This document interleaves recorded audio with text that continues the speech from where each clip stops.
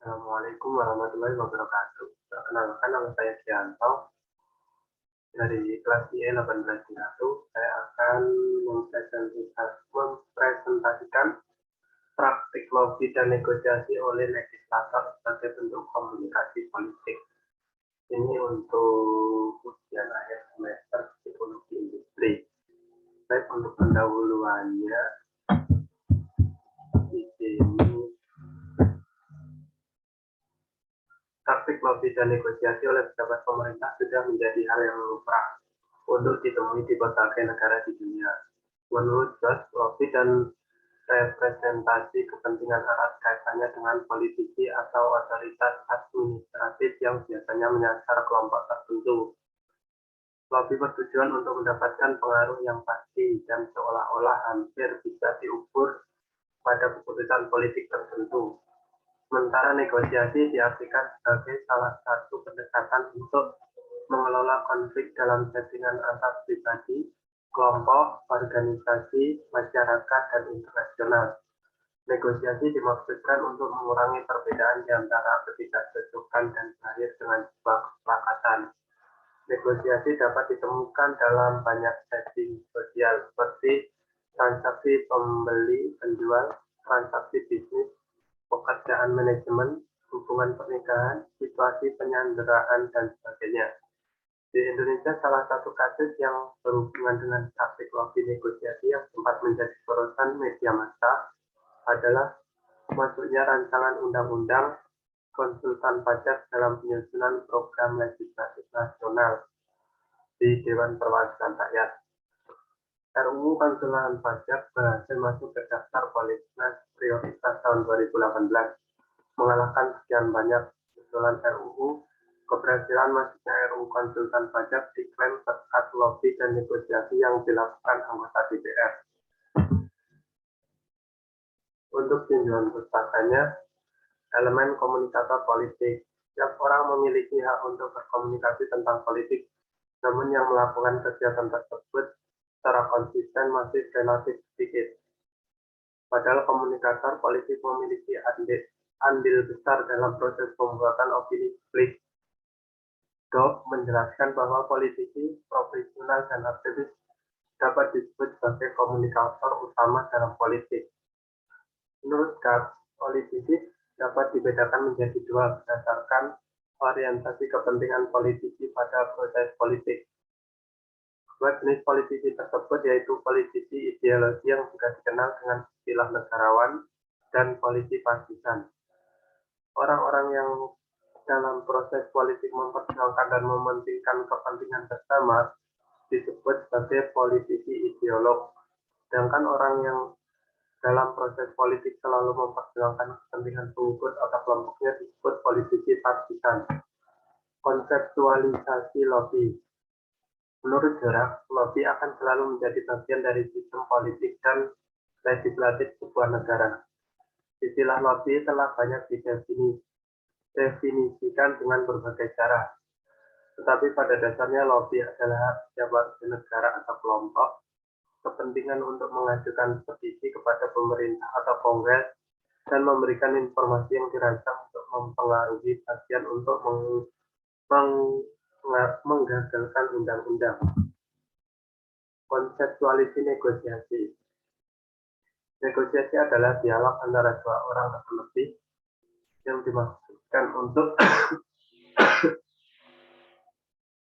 mencapai pemahaman, menyelesaikan perbedaan, atau mendapat keuntungan dalam hasil dialog, untuk menghasilkan kesepakatan tentang tindakan, untuk tawar-menawar demi keuntungan individu atau kolektif, dan untuk memenuhi berbagai kepentingan dari dua pihak yang terlibat dalam proses negosiasi.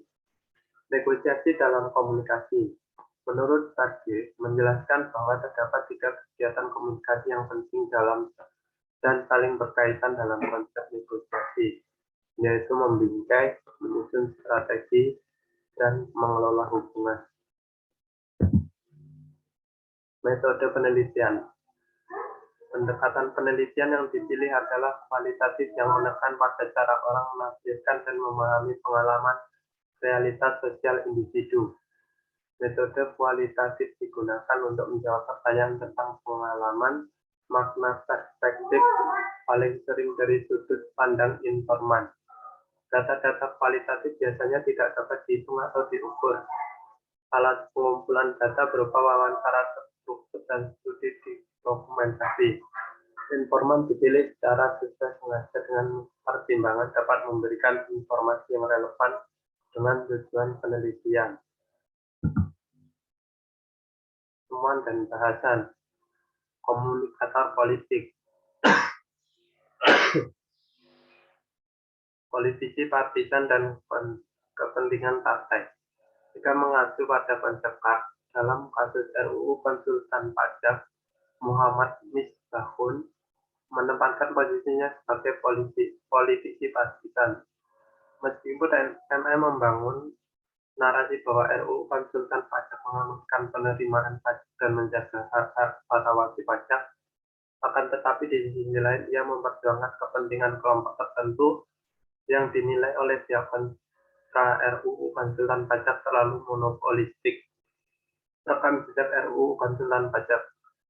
Berdasarkan situs dpr.go.id, RUU Konsultan Pajak pertama kali diinisiasi pada tahun 2016 oleh fraksi Golkar. Pada September 2017, RUU ini masuk ke dalam prolegnas perubahan 2017. 2 bulan setelahnya, RUU Konsultan Pajak mulai dibahas lebih lanjut dan masuk ke dalam daftar prolegnas 2018. Pada Mei 2018, RUU Konsultan Pajak sudah berada dalam tahap harmonisasi dengan Balik DPR. Kemudian pada bulan Juli 2018, Balik DPR meloloskan RUU Konsultan Pajak dan menyepakati 13 poin dalam RUU tersebut. Proses lobby dan negosiasi di DPR.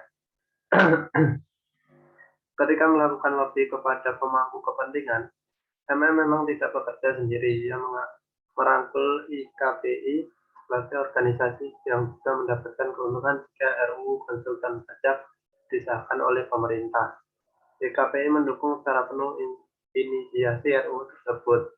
Bentuk dukungan IKPI berupa mengadakan seminar nasional di beberapa tempat tentang RUU Konsultan Pajak, melakukan publikasi media, memberikan masukan terkait usulan substansi RUU, dan menjalin komunikasi dengan pemangku kepentingan.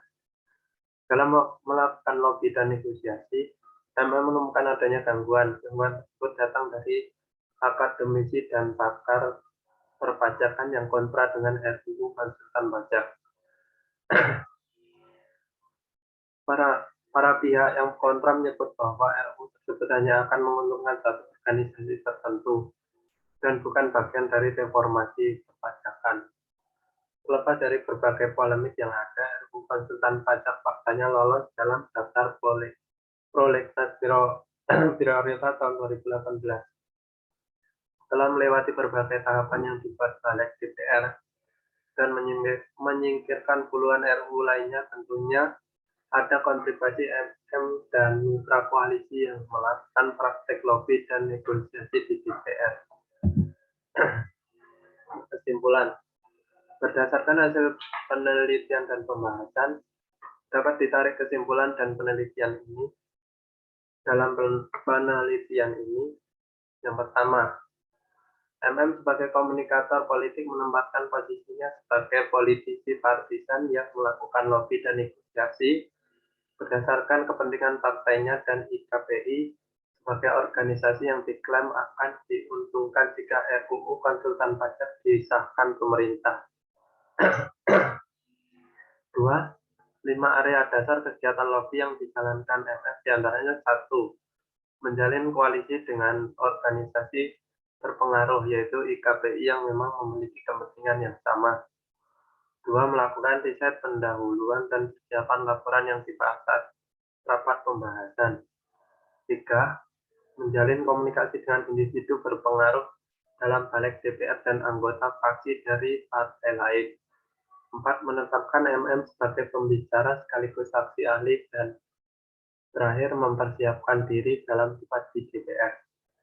Yang ketiga, dalam proses negosiasi, MM beserta mitra koalisi produksi narasi yang disebarluaskan kepada publik dan pemangku kepentingan, yaitu RUU Konsultan Pajak, dapat meningkatkan penerimaan pajak negara dan memberikan edukasi serta informasi kepada para wajib pajak. Sekian presentasi dari saya. Kurang lebihnya mohon maaf dan terima kasih.